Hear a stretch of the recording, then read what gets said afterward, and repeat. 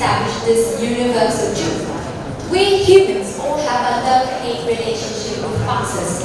Just think about it. When we were born, we were put into the cradle, which is a wooden box. And then we go to school, which is this enormous concrete box. And as of right now, we're standing in a room, which is nothing more than a box with doors. And we absolutely adore boxes because in this box we feel safe, protected, as if nothing wrong can ever happen to us. But at the same time, these boxes trap us, refraining us from doing anything adventurous at all. Because I'm standing here, I cannot go outside and run as fast as I am. So using this very same logic, think of the box of the mind. So what is this box?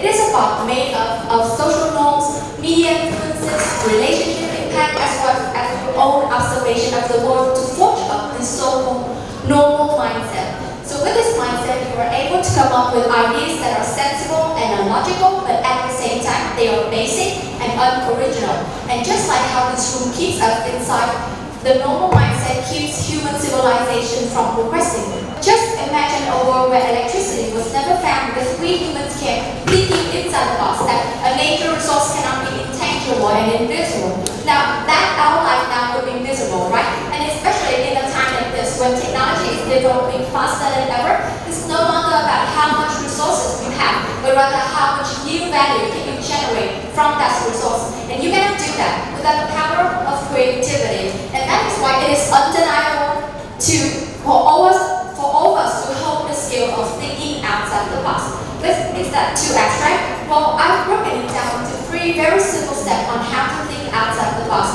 using an illustration. Looking at this, what do you see? Well, if you're an average normal human being, I assume that the first thing that pops up in your mind is half a pineapple. Is it normal? Yes, but is it conventional? Is it innovative or inventive? No, but that's okay. Because step 1, acknowledging ideas inside the box will help you to identify what the walls of your box are made of. So you roughly think that this is half a pineapple because you've spent your whole life looking at real images of pineapple from this angle. So let's switch up perspective real quick. What if it is not half of something, but 1/3 of the whole picture? And what if you're not looking at it vertically, but rather horizontally? And that is step 2. Identify the walls and break them down. So here are a few ways that children have used to break these boxes down. They turn it into a dinosaur, a pencil case, or looking at it horizontally, they see an unconventionally pretty girl. And then we have ideas that are very outside the box, which leads us to the last step, which is evaluating these ideas. So remember this, the ultimate purpose of thinking outside the box is to generate better and newer values for society. So if your ideas outside the box is better than those inside, then you keep that idea. And then we have our own very simple 3-step procedure on how to think outside the box. Now, while I know that we always get too comfortable with that conventional mindset we've had forever, outside the box is an area that each and every one of us will have to explore one day.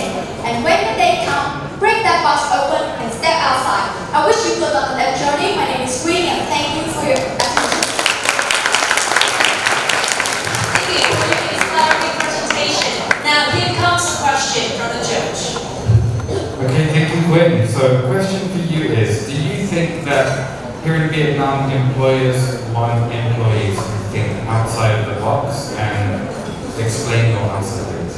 Thank you for your question. Well, I think that here in Vietnam, it depends on which kind of company and agency that you're talking about. If it's a creative company, then they definitely need creative thinking outside the box workers. But if it is just an operation chain company where they need to keep everything in line and follow the rules, then they need more normal and think inside the box people.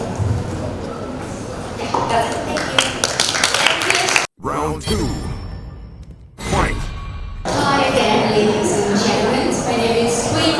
And first of all, I need to admit that I'm a bit of a Swiftie. And Taylor Swift has a song that is called Only the Young, where there's a line that goes like this. Only the young can go. Only the young can thrive. And there is also a famous saying that the youth is the lifeline of the nation. So why is the youth so important? First of all, as a young person, I know that we are very capable human beings. And we are all like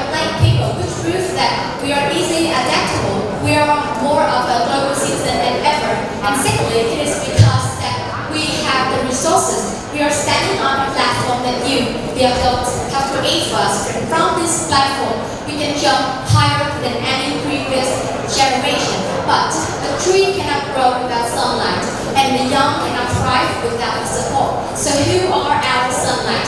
First of all, it is the government. So the government needs to create more campaigns, more competition in order to create room for the young to grow and compete with each other. Secondly, they need to break the stigma that only old and experienced people can do politics and involve young people more in the process of establishing any kind of policy.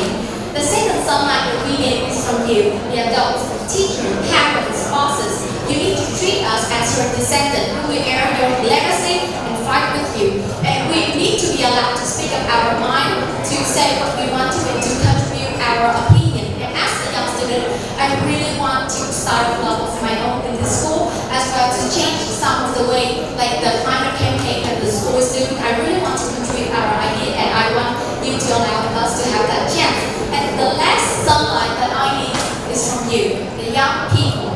Because we, in order to empower ourselves, we need to respect each other, we need to care for each other, and we need to never stop seeking for opinion to grow and to develop more.